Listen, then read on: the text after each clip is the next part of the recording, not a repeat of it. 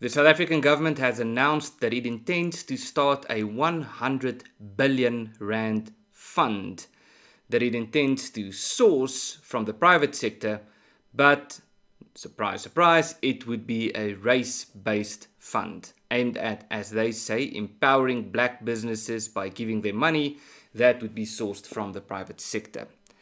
Now, on this channel and on this podcast that is also published on this channel, a recurring theme has been the topic of reality. And we might even go as far as to say that the great friction or the great conflict of our time is between those who wish to preserve life as we know it in harmony with or in recognition with reality, as opposed to those who are driven by some ideological pursuit that is detached from reality, that are trying to force reality to comply with their ideological prescriptions. And so we touched on this, for example, in my recent conversation with DC Schindler from a slightly more philosophical perspective. We touched on this recently in our discussion on the real reasons why the Canadian Prime Minister Justin Trudeau is resigning. And this new development in South Africa is another perfect example of the war that is being waged on reality. Firstly, the term black empowerment is a semantic fraud. It is a term that claims to convey a meaning that is exactly the opposite to what the project that carries this name is trying to achieve. Black economic empowerment, as we know it in South Africa, and the affirmative action policies that accompany these projects or these initiatives have nothing to do with empowering black people and everything to do with making black people dependent on the South African government. And it should not be controversial to say that dependency is the opposite of empowerment. Since the ANC took power in 1994, its policies has repeatedly failed, and the evidence is there for everyone to see. The unemployment rate in South Africa has increased from 20% when they took power up till 33% in last year. And this is only counting the narrow definition of unemployment. In other words, not counting those who are not working and who are not looking for work as unemployed. But it's not only the general unemployment statistics that have increased since the ANC took power, especially black unemployment has increased in South Africa.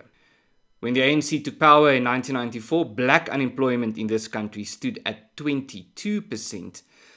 It has risen sustainably and consistently up to the point of 37% in 2024. But that's not all. When we look at unemployment in South Africa, there's a very clear discrepancy between older generations and younger generations. Within South Africa, youth unemployment is at a staggering 60%.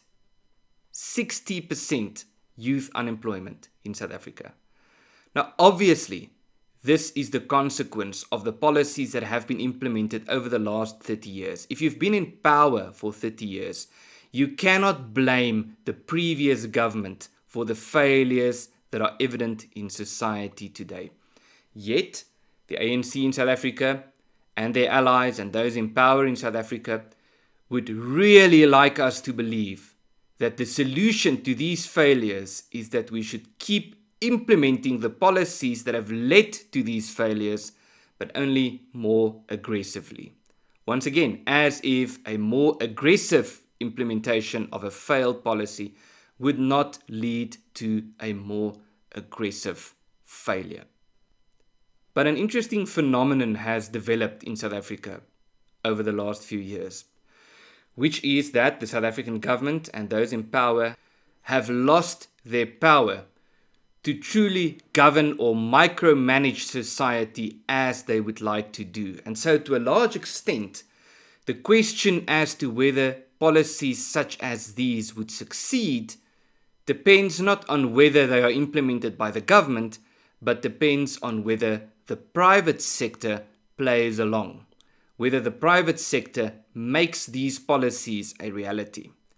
And in as far as we have civil disobedience in South Africa, as we have seen, for example, with the e-toll system, COVID lockdown regulations, and so forth, these policies are not implemented. In as far as the private sector, private companies implement these policies, they become a reality. This is why Dirk Herman of Solidarity has called on the private sector to take a stance. The South African government is suffocating the private sector through race-based policies, through overregulation and everything that accompanies this.